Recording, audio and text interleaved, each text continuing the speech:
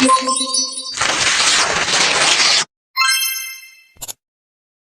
Assalamualaikum warahmatullahi wabarakatuh. Yang terhormat Bapak Studi Rizal selaku dosen pengampu mata kuliah Filsafat Islam.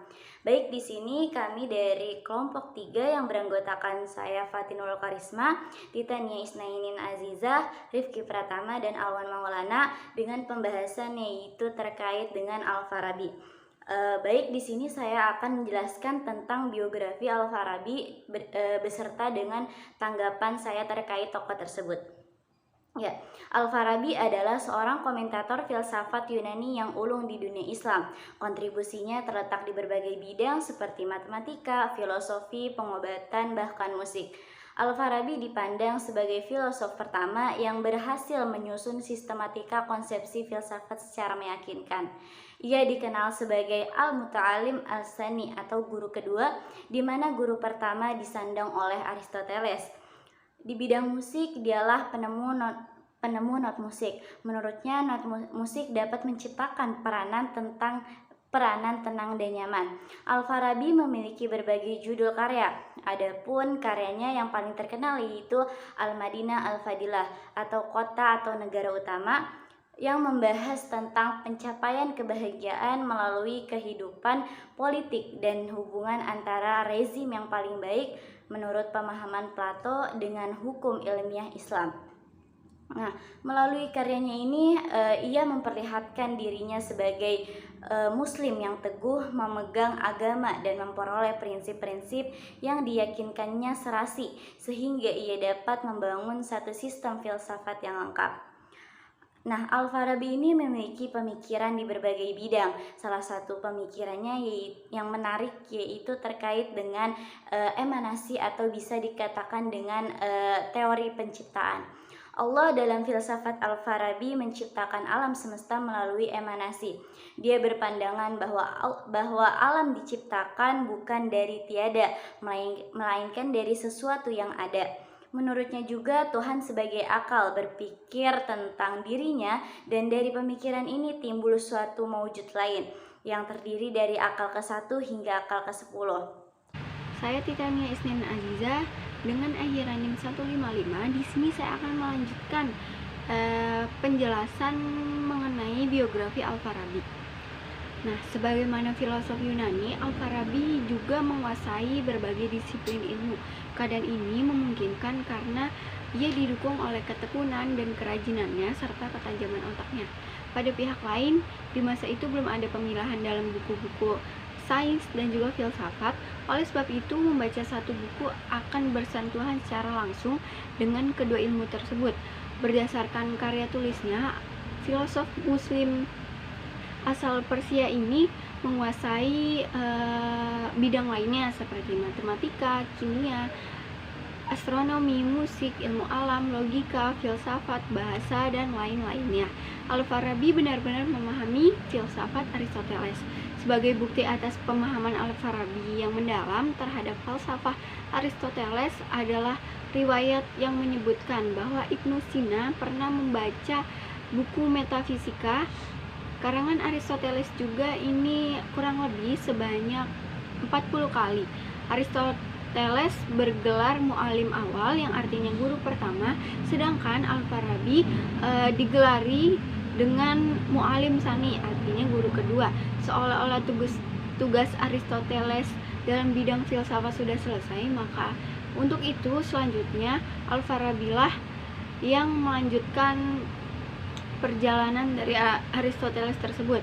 Al-Farabi meninggal dunia di Damaskus pada bulan Rajab 339 Hijriyah atau sama dengan bulan Desember 950 Masehi. Pada saat itu ia berusia 80 tahun dan dimakamkan di luar gerbang kecil atau Al-Bab Al-Saghir. Al-Farabi dikenal sebagai filosof terbesar yang memiliki keahlian dalam bidang keilmuan seperti bahasa, matematika, logika, mantik, dan sebagainya.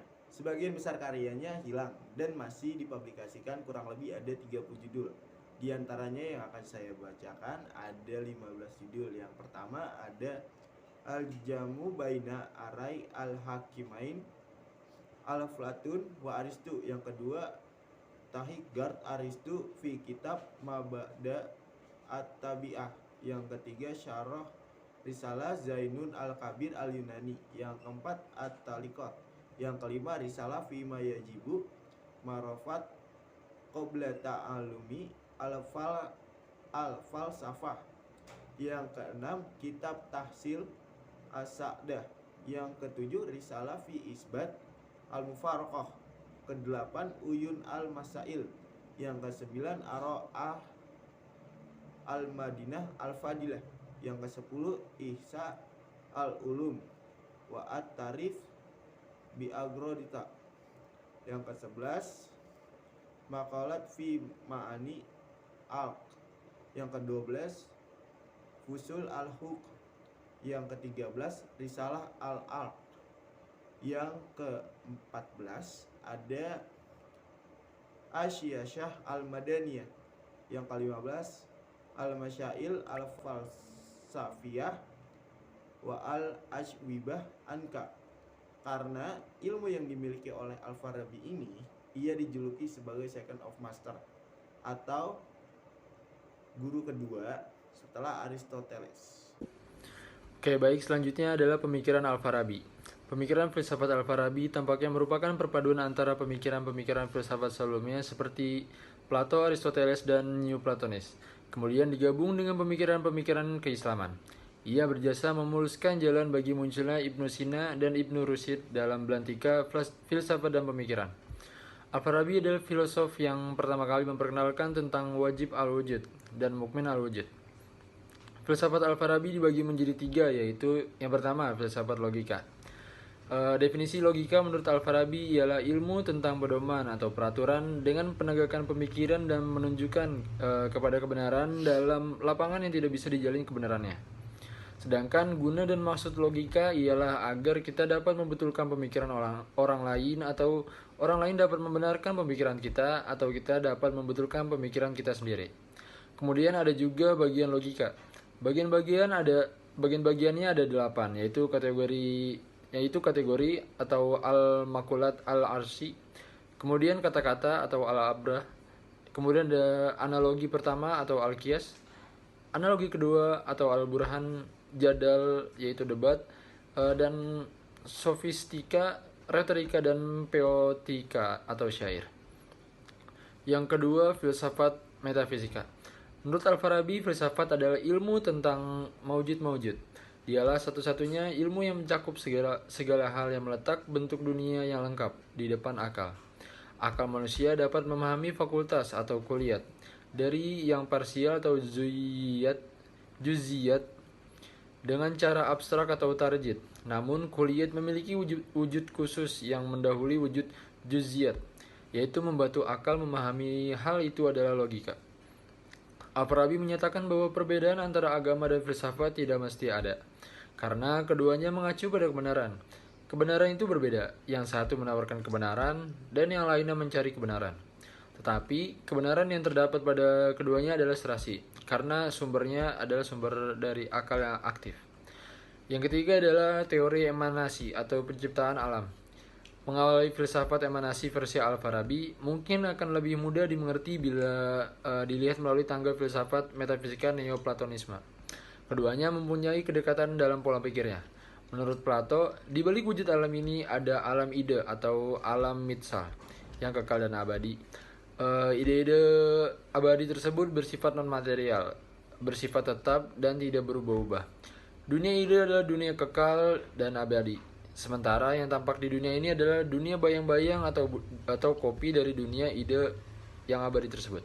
Untuk mendapatkan pemahaman mendalam, Al-Farabi setelah membaca karya metafisikanya Aristoteles ratusan kali dan tidak mendapat jawaban yang memuaskan, kemudian memutuskan untuk menjelaskan kembali konsep metafisika penciptaan alam dari wujud tunggal yang abadi dan penjelasan yang lebih detail dan sempurna. Menurut Al-Farabi, alam tercipta melalui pelimpahan atau emanasi. Proses emanasi berlangsung dari akal pertama hingga akal ke-10 secara serentak dan bertingkat. Nah, selain itu juga menurut saya Al-Farabi ini merupakan tokoh yang patut dicontoh oleh kita, khususnya mahasiswa, karena kegigihannya dan semangatnya dalam mendalami setiap bidang ilmu.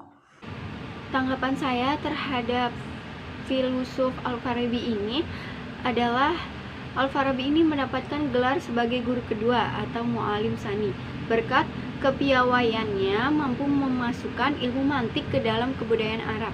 Ia sendiri mempunyai peran penting dan berpengaruh besar dalam pemikiran masa-masa setelahnya. Filsafat Al-Farabi sebenarnya merupakan campuran antara filsafat Aristoteles dengan filsafat Neoplatonisme dengan pikiran keislaman yang mengikuti aliran Syiah Imamiyah.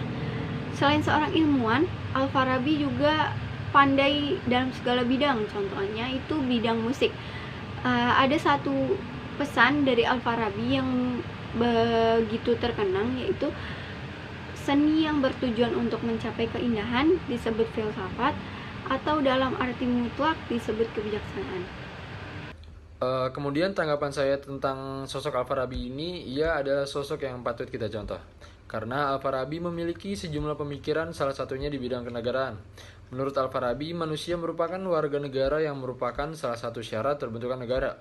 Nah, oleh karena itu, manusia tidak dapat hidup sendiri dan selalu membutuhkan bantuan orang lain. Manusia juga menjalin hubungan-hubungan leadership atau kepemimpinan. Al-Farabi pun berpendapat pemimpin adalah seseorang yang disebut sebagai filsuf yang berkarakter nabi, yaitu orang yang mempunyai kemampuan fisik dan jiwa atau rasionalitas dan spiritual. Karya-karyanya juga mempengaruhi pemikir Islam selanjutnya seperti Ibnu Sina, Al-Ghazali, Ibnu Rushd, dan seterusnya. Dia juga disebut mampu melakukan perpaduan pemikiran Plato dan Aristoteles. Pemikirannya di bidang politik sangat dipengaruhi oleh Plato, sementara di bidang logika oleh Aristoteles. Dia memberi sumbangsi besar tidak hanya bagi filsafat Islam, tetapi juga bagi filsafat Barat modern. Di bidang musik, dia adalah penemu not musik. Temuan ini ditulis dalam kitab Al-Musik dan Al-Musik Al-Kabir, yaitu buku besar tentang musik. Menurutnya, musik dapat menciptakan perasaan tenang dan nyaman. Meski demikian, pemikiran Al-Farabi itu tidak kebal kritik. Al-Ghazali salah satunya yang mengkritik teori emanasinya yang mengabaikan konsep penciptaan dari ketiadaan atau creatio ex nihilo. Dan Ibnu Taimiyah menyerang glorifikasinya terhadap logika. Baik, sekian pendapat dan penjelasan dari kelompok 3. Wassalamualaikum warahmatullahi wabarakatuh.